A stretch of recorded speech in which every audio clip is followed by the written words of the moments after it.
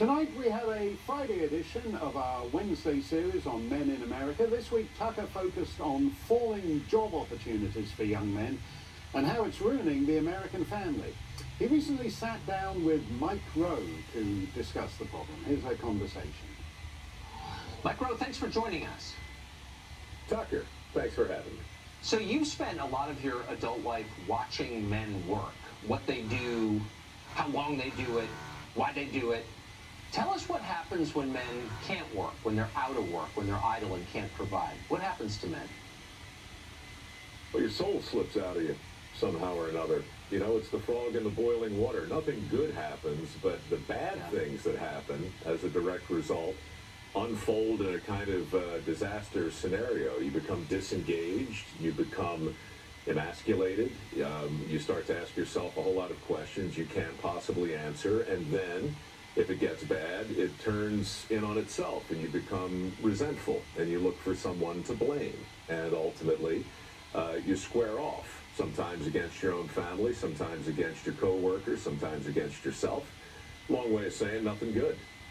It's a disaster, as you just pointed out, not just for the unemployed man, but for everyone around him and for the society itself. So given that, and I think that's clearly true, you got 7 million men of working age out of the workforce now, and nobody talks about it. It seems like something approaching a social crisis. Why isn't that in the news more?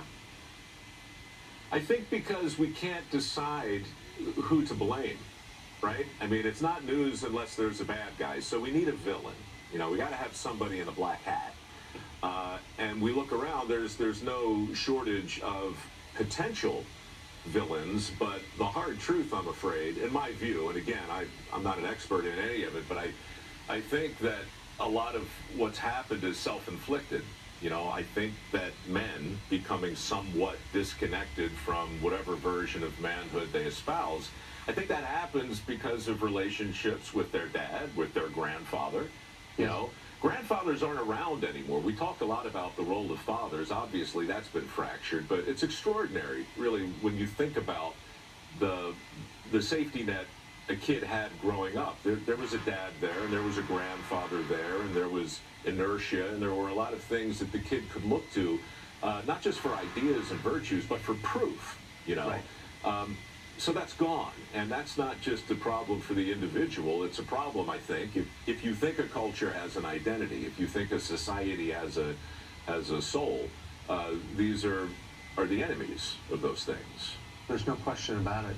Do you think that we value work as an inherent virtue as a society? No, I don't. I think that we have identified work as the proximate cause of our dissatisfaction. And I think you don't have to look far to find endless examples. Look, the best-selling books right now in the self-help section and in general claim to have the solution for how you can work less.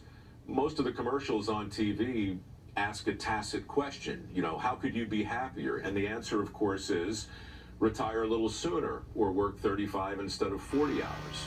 You know, the TV shows that are typically valued tend to embrace notions of shortcuts. You know, in 1,000 different ways, I believe, as a society, we've made the case that the enemy of your happiness is your damn job. And if you can only have less of that, all these other things in some perverse zero-sum game would equal out, and you would smile more. Look, I know it's hackneyed, and I know we've talked about it before, but this is Horatio Alger stuff. This is being suspicious of immediate gratification. It's right. Taking the long view.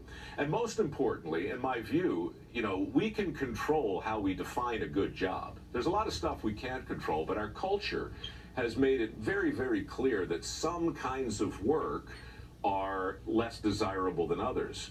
And once we set the table that way, then we start to look at some kinds of education as being more important than others. Next thing you know, you got $1.5 trillion in student loans. You've got 6 million jobs available right now that involve training and not a 4-year degree. And you've got a whole generation of kids who are nicely educated for jobs that don't exist anymore with a big fat pile of debt they can't pay back because we lent them a bunch of money we didn't have in the first place. It ain't great. So I gotta say, almost all the happy and successful people I know work and love to work. So maybe there's something, at least for men, there's something about working that makes you happy, just the act of working. Do you think that's true? I think so.